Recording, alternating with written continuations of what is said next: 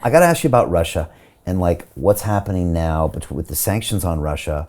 We saw them pretty much pull all the dollar assets there. There's a huge factor with what's happening with gold there. Were you a bit surprised at the actions that we saw on the back of the Ukraine war? I personally was. I mean, being here in London and knowing there's a lot of Russians here, and just knowing that all of a sudden just things were being pulled, even to the detriment of the credibility of the U.S. dollar. What did you see happening here, and what do we need to think about going forward? Well, I think what happened with Russia and with those sanctions is something that the U.S. does if it can, is instead of just targeting very, very specifically the money flow around, say something that's related to the war or to fuel or whatever it might be, to cast a much wider net.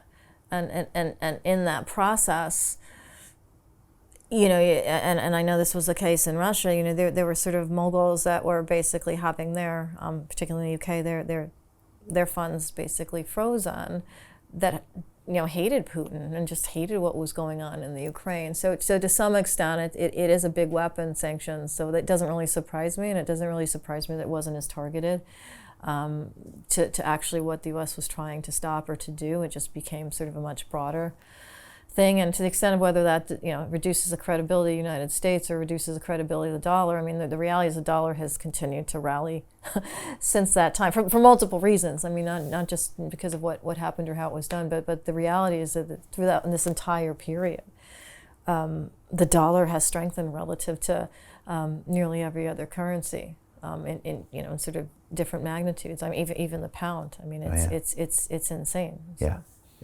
Yeah, and again, it's just because it's still the strongest economy in the world. It's the biggest bully on the block. I mean, at the end of the day, it's the strongest. It has the largest military. It has the most advantage from Bretton Woods. It just basically has the sort of winner's home team, like every single advantage that the United States has and that the dollar has. The trade currency, the monetary sort of might behind it. When the Fed does something, ultimately.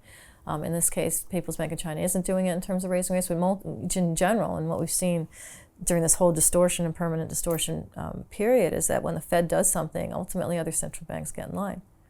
And that's mostly because they don't really have a choice, because if they don't do what the Fed is doing, either before, during, or slightly after, just like within the same time period, their currencies get devalued relative to the dollar.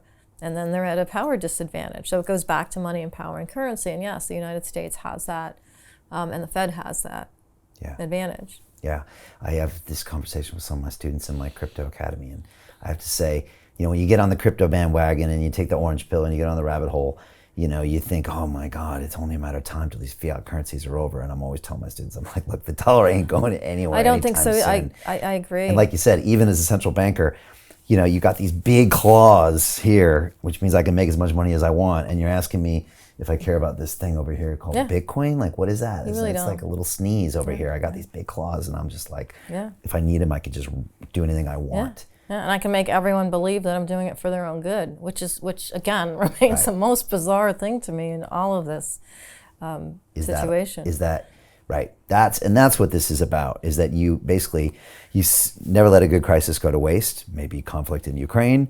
Now do what you want in the spirit of doing the right thing for the people or for people in general. Right. But it's really a tool to pull the wool over the eyes and just advance our agenda again.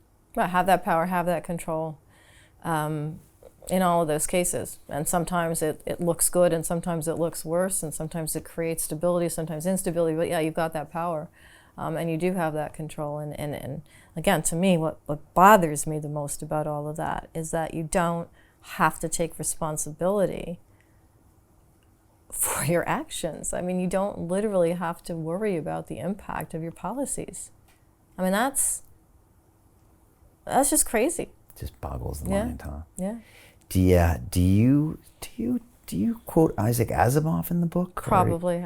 Right, and I think you talk about something about how it always amazes that like people can't see what's happening right in front of their faces, and then basically later they try to maybe even justify. And then they wonder what just happened. Right, they wonder what just happened. Yeah. And for you can see it plain as day. Yeah. And yet, either no one else can see it or no one else can do anything about it. Yeah. And And sometimes it goes back to patience. I mean, when I am seeing, I've seen from being on the inside on Wall Street, seeing what happened and how it happened during the financial crisis, seeing what happened in between that and the pandemic, after the pandemic, now. And I just see, even though now, for example, these central banks are in tightening mode to beat back, food prices, and that makes no actual sense on that level. It's what's happening now. But ultimately, with this crisis in energy coming, with economic slowdowns that are already like gripping the United States in actual numbers, but are being sort of ignored, and just this dislocation between what's happening in finance and what's happening in the real economy that continues to be pushed forward. I think at the end of the day, things will get bad enough. It's not going to be tomorrow, but where these central banks will go back and do exactly what they did in the wake of the pandemic. It could be for other reasons. It might just not be a gradual turning around. We could have a major event or two or something like that again, and that will cause them to go back to that default mode. But it's there. I mean, we're not in the 70s. We're not in Volcker's Fed days, even though that gets talked about. We're in a completely different era. And so that latent ability, that sort of superpower on steroids now, or in overdrive right now. I mean, it's latent at the moment. It's had some shifts right now, but it's there. Hey, do you want to profit from crypto? Then join my DeFi Academy. The Crypto DeFi Academy will help you create generational wealth. But don't take my word for it. Listen to my students. When I first got into crypto, I remember thinking to myself, I need to learn more. Brian Rose, learning crypto, learning DeFi, gotta do it.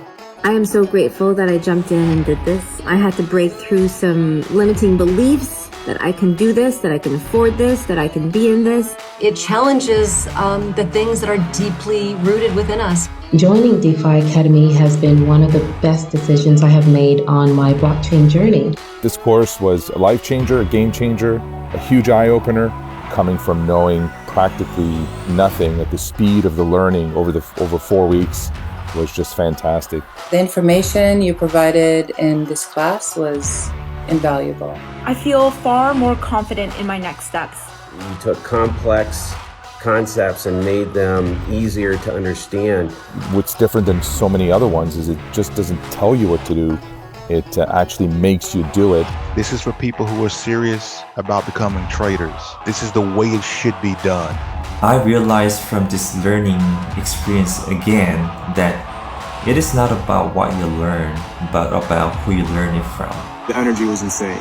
I've never experienced such incredible energy on a live call. Brian Rose, you are a legend, my friend. It's the only thing in the market where you can get all information and learn everything what you need to know. Everything is so clear and so well done, and I'm just forever grateful for this program. It made me feel so much more confident about crypto than I did before. I did not anticipate how passionate I was going to become about it. It's of course been like a big learning experience for me, not just in the crypto space, but just in overall balance of life. What I've learned is, how to take ownership, of my life in a way that I really hadn't before. Yeah, you can't put a price on that, really. I would recommend it to anybody, top notch. Excellence does not come cheap. So if you want excellence, you gotta pay for it, but it's so worth it. Pull the trigger. That's what this course is about. You're not going to regret it, really. It's amazing. Thank you, Brian and team. So what are you waiting for? Crypto is happening now.